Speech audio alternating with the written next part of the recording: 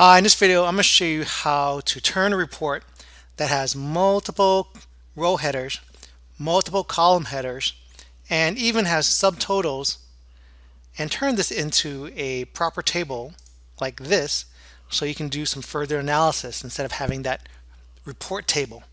So let's see how this could get done.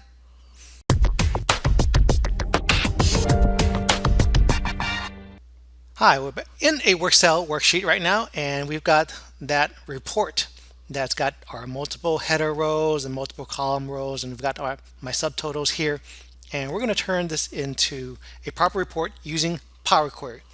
So go under Data. So in Data, we're going to get our data from the table. Power Query is going to try to figure out where the table range is, and it selected it correctly. I'll uncheck my table as headers, click OK. It's going to open up the Power Query editor window, and here we're going to do most of the transformation. So what we need to do first is bring down the make for each of the Fords here and Lexus and Mazdas, so they could correspond with the model here. Right click, go to fill, and fill down. So it's going to bring all that down. It's going to bring other things down that we don't need, but we'll get rid of that later. Also, the next thing we want to do is we want to combine these two together because we're going to transpose and do the same thing here. So we see Africa, this is the region, and that's the vendor for that region. Region, there's only one vendor. This is the region Asia with multiple vendors. So we want to fill that out. And the only way to do that is to bring this into a column and do the same thing we did earlier. But before we do that, we need to put these two together because otherwise it's going to transpose it and make it look kind of funny. So these two columns, we're going to merge them together so it gets transposed. Right click, merge columns, and we'll just merge it with some delimiter. I'll just take a colon. Click OK, and it's combined that. Now we can transpose and bring these two particular sets of rows down here so we can do the same thing with filling down. Click on this, go to transform, transpose, and now we've got our region here for these two vendors that appears twice, and America's there's that one there. Asia has got these three vendors here.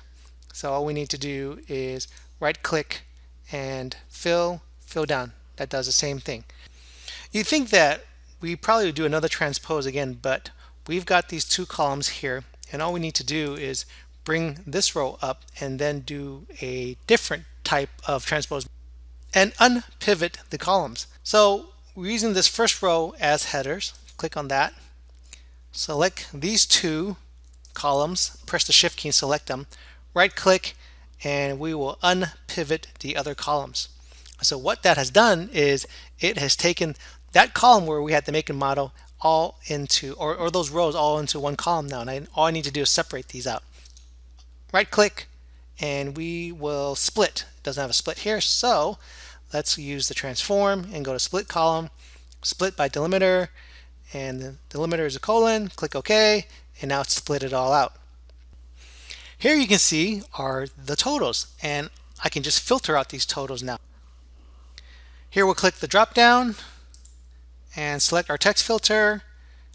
Does not end with. So anything that doesn't, we're going to filter out anything that does not end with the word total. Click OK, and now that's all gone. We've got our proper table. All I need to do here is just retitle the headers. This one's region, this is vendor.